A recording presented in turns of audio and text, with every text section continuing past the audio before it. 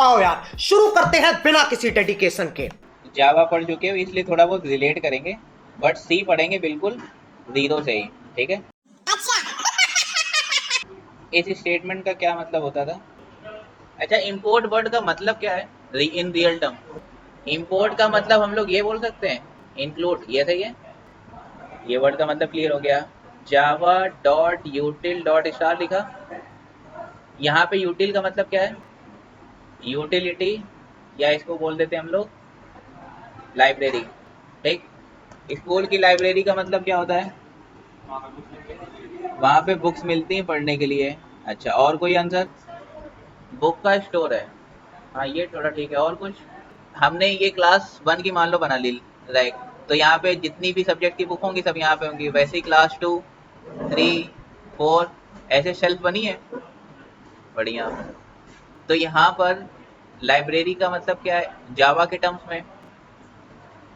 उसके लिए keyword. Keyword का मतलब क्या होता था? तो इसका मतलब हम सिर्फ बोल देते हैं एक pre defined word, correct. Pre defined का मतलब कोई वर्ड है जिसकी मीनिंग कंपाइलर को ऑलरेडी पता है। फंक्शन का क्या मतलब होता था?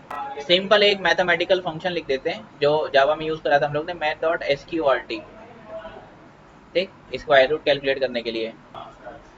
तो ये एक प्री डिफाइंड फंक्शन है। अब इसकी कोडिंग कहीं दिख रही है क्या? नहीं दिख रही है, बट कुछ होगी ना कोडिंग, तभी तो वो स्क्वायर रूट कैलकुलेट करके दे रहा है। तो वो कहाँ पे हो रखी है? लाइब्रेरी में। इस लाइब्रेरी को हम लोग इंपोर्ट कैसे कराएंगे? Utility dot star. स्टार का मतलब हमने सारे पैकेज एक साथ क्या कर लिए? इंपोर्ट। तो ये कहानी समझ में आई कि ये इसको हम लोग बोलते क्या थे? Header file. ये इन टर्म्स ऑफ जावा हो गया। सी पे आ जाते हैं। अब जब हेडर फाइल हम इंक्लूड कर रहे थे जावा में तो डायरेक्टली लिख देते थे import Java dot util dot star asterisk. यहाँ पे हम किस साइन का यूज कर रहे हैं? हैश का। क्या लिख दिया? जैसे इंपोर्ट लिख रहे थे वैसे क्या लिख दिया अब? सही है। ये ग्रेटर देन लेस देन का साइन बनाया और यहाँ पे क्या लिख दिया? Stereo dot H. Stereo dot H का मतलब है स्टैंडर्ड इनपुट आउटपुट। ये स्टेटमेंट की हेल्प से हम इनपुट और आउटपुट अपनी स्क्रीन पे देख सकते हैं। इतनी बात क्लियर? हाँ, ये कहानी क्लियर हो गई। अब हेडर फाइल लिखने के बाद हम लोग क्या लिखते थे जावा में? क्लास। क्लास का मतलब क्या है ये? रूट्स। Very good. तो फ्रूट को हम एक क्लास बोल दें जिसके अंदर ये इंक्लूड हो रहे हैं, तो ये एक कैटेगरी है। अब ठीक है, ये हो गया आम जिंदगी दिव्या, ये हो गया रियल टर्म्स में बातें क्लास की। अब प्रोग्रामिंग के टर्म्स में क्या थी जब जावा पढ़ रहे थे? अब हम लोग बोलते हैं ना class is the collection of object method variable. इसका मतलब क्या है? पहले तो हमने क्लास कीवर्ड लिखा, फिर क्लास का कुछ नाम देना होगा तो नाम लिख दिया। ये करली ब्रैकेट क्या डिनोट करते थे? Very good. क्लास यहाँ से स्टार्ट हुई और यहाँ पे एंड होगी, तो ये बाउंड्री हो गई क्लास की। और सब स्टेटमेंट हम क्लास के अंदर लिखते थे। तो मतलब कोड लिखने के लिए हम लोग पहले क्लास बना रहे हैं और फिर उस क्लास में कोड लिख रहे हैं। ये हो गया जावा में। यहाँ पे क्या कर रहे हैं जावा में? इंट और मेन। सी है, देखो अब थोड़ा पढ़ते हैं। इंट लिखा मैंने। इंट क्या होता है दिव्या? ओहो, इंटीजर का शॉर्ट फॉर्म इंट हो गया। हम पूछ रहे हैं होता क्या है? 1 2 3 4 5 6, चलो।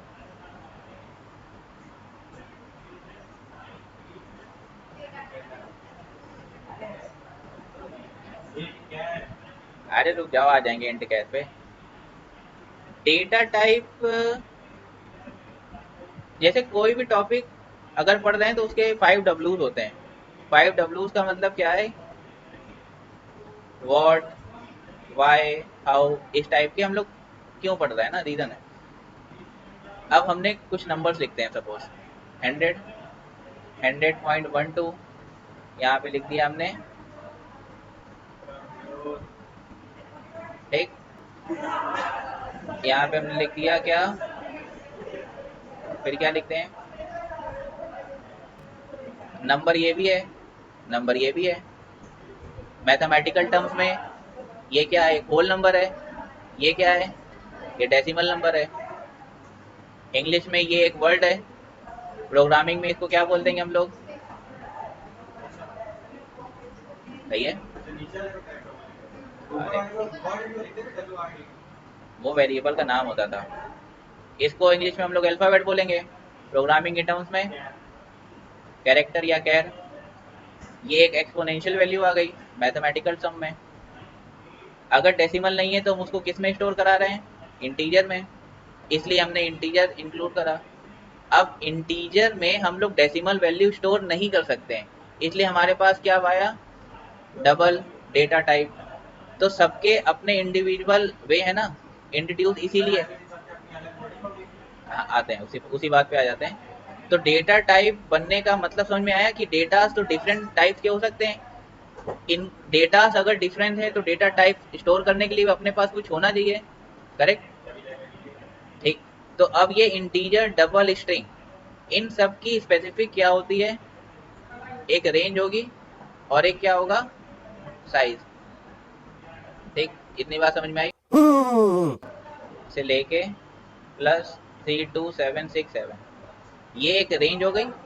तो जो भी नंबर होगा वो इस रेंज के अंदर लाई करना चाहिए, ठीक। प्रभुजोत आ गया। दूसरी रेंज है मान लो -127 टू 128, ये सारी रेंज और साइज ये याद करने पड़ेंगे, वो चार्ट हम बना बनाए दे देंगे। इतनी बात समझ में आई, तो ये वर्ड क्लियर हो गया। अब यहाँ पे आते हैं, ये है सी, जावा में क्या लिखते थे,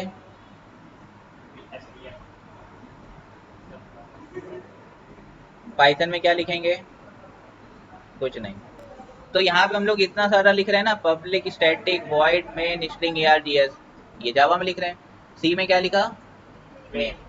तो मतलब हम इसमें जो भी कोडिंग या स्टेटमेंट लिखेंगे वो किसी मेथड का पार्ट होगा, मेथड में ही सब लिख रहे हैं, सिंपल। जब हम लोग मेथड बनाते हैं तो ये राउंड ब्रैकेट से पता चलता है कि हमने एक मेथड क्रिएट किया है। अभी मेथड क्यों बना रहे हैं, कितने टाइप के होते हैं, क्या होते हैं, वो हमने नहीं पढ़ा। हमने इतना बस समझ लिया कि जब मेथड बना होगा तो ये राउंड ब्रैकेट लगे होंगे, इतनी बात सीखी है बस, समझ गए। अब इस मेथड को हमने यहाँ से स्टार्ट किया तो कर्ली ब्रेसेस लगा दिए, ठीक। यहाँ पे क्या लिखा हुआ है हमने, पढ़ो, प्रिंट एफ। जावा में क्या लिखते थे, SOP या SOPLN, सिंपल सा है, काम दोनों का सेम ही है। प्रिंट का मतलब आउटपुट स्क्रीन पे अपना आउटपुट डिस्प्ले हो, ये स्टेटमेंट लिखी। फिर से एक क्वेश्चन, ये इसको क्या बोलते हैं, अरे बाप रे, अबे इसको एक्सक्लेमेशन नहीं बोलते, हाँ, सेमी कोलन, थैंक यू। इस सेमी कोलन का यूज क्या है, क्यों लगाया है, हाँ ये भी आंसर ठीक है। कोई भी प्रोग्राम लिख रहे हैं और कोई सा भी word, alphabet, bracket, comma, dot, जो कुछ समझ में ना आए पूछ लेना। सी में मेहनत कर लो भयंकर तरीके से, C++ हलवा हो जाएगी। C++ हलवा तो जावा अपने आप आ जाएगी, पढ़ना ही नहीं पड़ेगा। हाँ, सेमीकोलन का यूज बताना,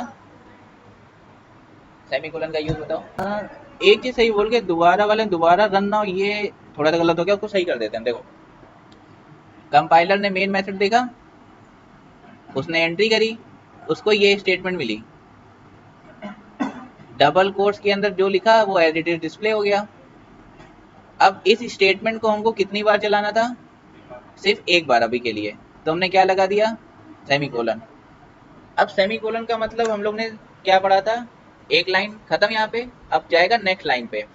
अब वो नेक्स्ट लाइन हम इसके सामने भी लिख सकते हैं और नेक्स्ट लाइन में भी लिख सकते हैं, दोनों का मतलब एक ही है। देखो, उसके जस्ट सामने लिख दें, सेम रहेगा। रन कर लेते हैं। हाँ, तो गलती कर दी ना, यहाँ पे अब लिखना है। रन करते हैं दोबारा। देखो, बी सीरियस प्रिंट हो, दिख रहा है क्या, हाँ दिख रहा होगा, बी सीरियस आ गया, स्पेस वगैरह कुछ दी नहीं और सेम फिर से प्रिंट कर दिया। तो कर्सर सेमीकोलन के जस्ट बाद देखेगा, कुछ है नहीं मिलेगा तो वो नेक्स्ट लाइन में देखेगा। ये डाइजेस्ट हो गया। तो यहाँ पे वेरिएबल नेम लिखने के कुछ रूल्स होंगे, हम लोग ने पढ़े थे शायद 9th में, तुम लोग ने पढ़े होंगे 10th में, 11th में। देखो पहला रूल क्या है,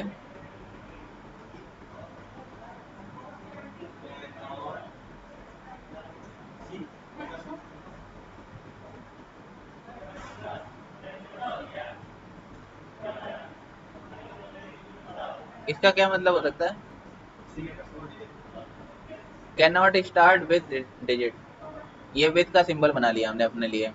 जैसे मान लो W से लिखना हमने ये कर लिया, ये विद भी होगा व्हेन भी होगा, अपने अकॉर्डिंग शॉर्टकट बना लो, कॉलेज में काम आएंगे। ठीक है, पहला रूल लिख दिया। अब दूसरा बताओ, इसको चेक करते हैं पहले। ठीक है,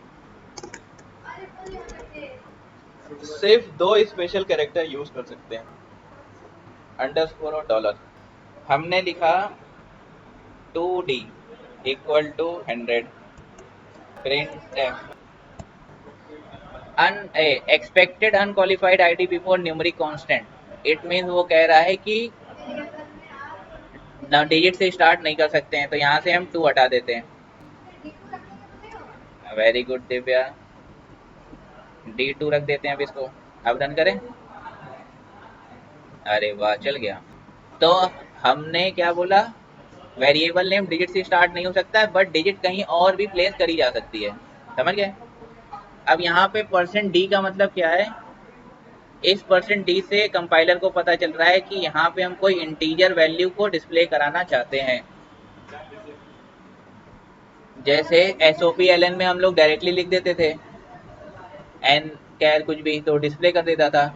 यहाँ पे ये %d डिनोट कर रहा है कि ये इंटीजर वैल्यू को हम डिस्प्ले कराने वाले हैं। समझ गए। तो प्रिंटिंग करते टाइम कंपाइलर को बताना पड़ेगा। ये क्लियर, सिंपल है। दूसरा रूल बताओ दिव्या, अगर याद आ रहा हो तो।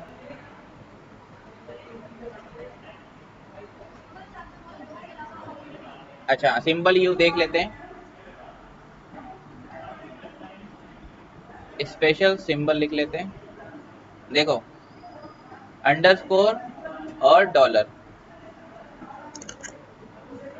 ठीक, अब हम यहाँ पे लगा देते हैं, सपोज देखो इधर डॉलर लगा दिया, यहाँ पे भी डॉलर लगाना पड़ेगा क्योंकि वेरिएबल नेम तो सेम रखना है ना।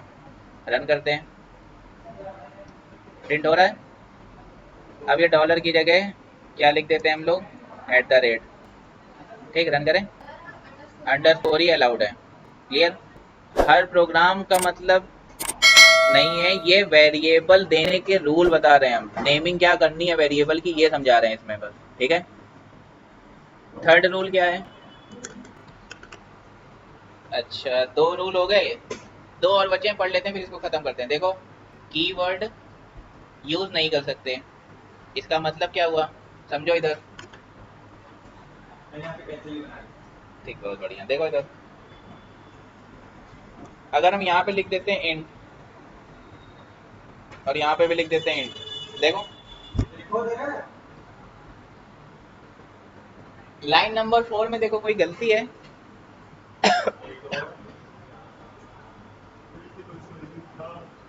क्या, as a variable name use नहीं कर सकते हैं, तो int equal to 100, compiler confuse हो जाएगा। नहीं नहीं नहीं नहीं, यहाँ पे हमने 2 बार इंट लिखा ना, तो कंपाइलर को पता ही नहीं चल रहा वेरिएबल नेम है कि क्या है, क्योंकि कीवर्ड का मतलब है ना, कीवर्ड को as a variable name use नहीं कर सकते। ठीक, एक रूल और बचा है, और वो रूल क्या है, देखो